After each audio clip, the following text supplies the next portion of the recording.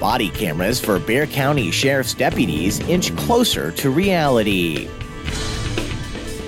San Antonio's archbishop says Catholics must lead on immigration. And climate change and population growth means greater risk for the Edwards Aquifer. This is your Express Briefing podcast for Wednesday, December 12th. Subscribe to this and other free content at expressnews.com/podcasts. And get each day's top news and sports headlines delivered to your inbox at expressnews.com/newsletters. It's been 3 years since Bexar County spent nearly $1 million to start a program for sheriff's deputies to use body cameras, and the program was never fully implemented. But now, after a series of controversies, the county is setting tryouts for 2 new companies. Tuesday, at their last meeting of the year, the body camera contract was the highest profile item county commissioners addressed, voting 4-0 to approve tryouts for Axon Enterprise and WatchGuard, 2 body camera vendors chosen by a county committee as finalists from a field of at least 6 applicants.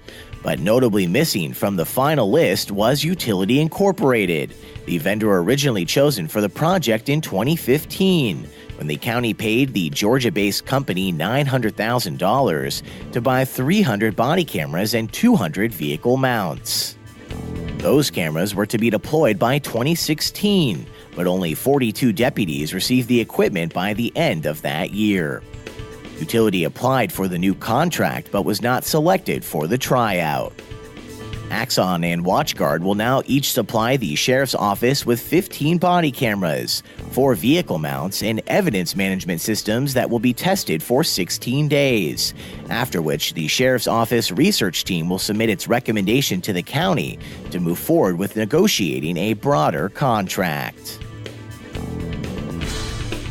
On the eve of the feast day of Our Lady of Guadalupe, Tuesday, Archbishop Gustavo Garcia gave an impassioned, detailed speech on how the U.S. immigration system should be fixed, and also challenged Catholics to have difficult conversations about the polarizing issue, noting that they have a responsibility to speak out about policies that detain families, keep asylum seekers at bay, and result in mass deportations. The event featured responses to the Archbishop by Sister Norma Pimentel, Executive Director of Catholic Charities of the Rio Grande Valley, and Father Sean Carroll, Executive Director of the Kino Border Initiative. The San Antonio Archbishop called for a path to citizenship for the undocumented, changes to legal immigration, strengthening the right to asylum, addressing causes of migration and the role the U.S. plays in it, as well as for enforcement that's fairly and humanly applied. And warmer temperatures and more frequent and severe droughts, compounded by population growth, means more risk for the Edwards Aquifer over the next 50 years.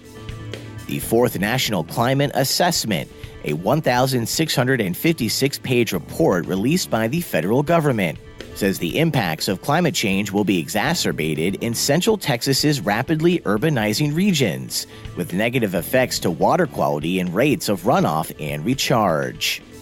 While the report is a prediction of what is to come in the future, extreme San Antonio floods have already prompted authorities to redraw flood maps and demolish homes. The San Antonio Water System's 2017 Water Management Plan seeks to project conditions more than 50 years into the future and created a worst-case drought scenario based on past droughts. Through leak detection technologies and conservation measures, the utility hopes to continue San Antonio's trend of lower water consumption to 88 daily gallons per person by 2070, while also aiming to further reduce the use of Edwards Aquifer water to 31% by the same year. And that's your daily San Antonio Express briefing for Wednesday, December 12th. Subscribe to this and other free content at expressnews.com/podcasts.